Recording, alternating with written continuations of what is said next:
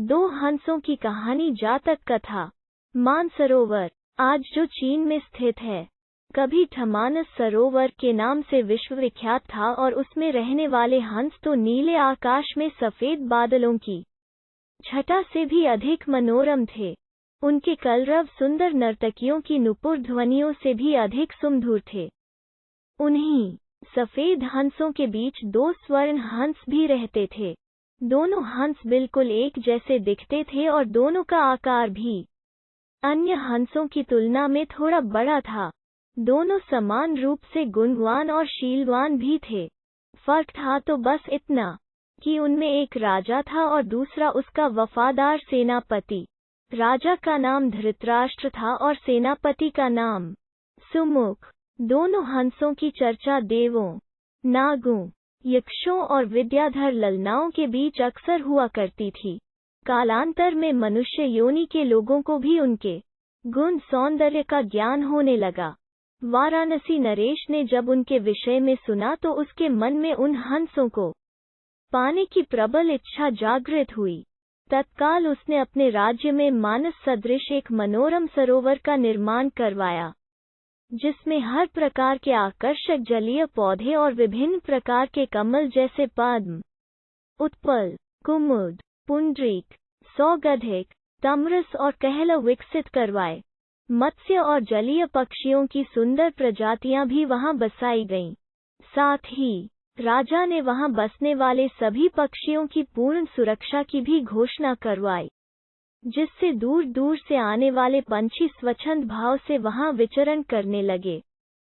एक बार वर्षा काल के बाद जब हेमंत ऋतु प्रारंभ हुआ और आसमान का रंग बिल्कुल नीला होने लगा, तब मानस के दो हंस वाराणसी के ऊपर से उड़ते हुए जा रहे थे।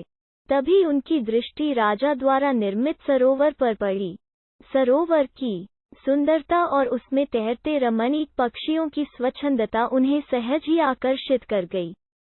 तत्काल वे नीचे उतर आए और महीनों तक वहां की सुरक्षा, सुंदरता और स्वच्छंदता का आनंद लेते रहे। अंततोगत्वा वर्षा ऋतु के प्रारंभ होने से पूर्व वे फिर मानस को प्रस्थान कर गए।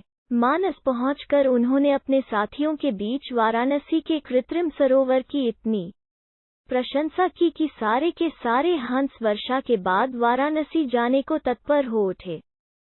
हंसों के राजा युधिष्ठिर और उसके सेनापति सुमुख ने अन्य हंसों की इस योजना को समुचित नहीं माना।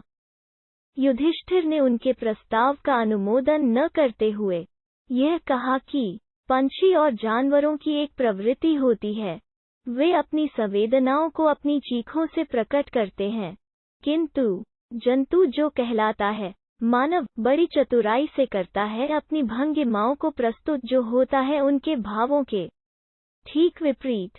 फिर भी कुछ दिनों के बाद हंसराज को हंसों की जिद के आगे झुकना पड़ा और वो वर्षा ऋतु के बाद मानस के समस्त हंसों के साथ वाराणसी को प्रस्थान कर गया।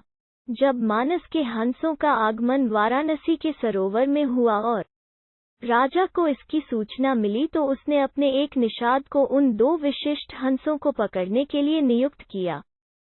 एक दिन युधिष्ठिर जब सरोवर की तट पर स्वच्छंद भ्रमण कर रहा था, तभी उसके पैर निषाद द्वारा बिछाए गए जाल पर पड़े। अपने पकड़े जाने की चिंता छोड़ उसने अपनी तीव्र चीखों से अपने साथी हंसों को तत्काल वहां से प्रस्थान करने को कहा, जिससे मानस के सारे हंस वहां से क्षण मात्र में अंतर्धान हो गए।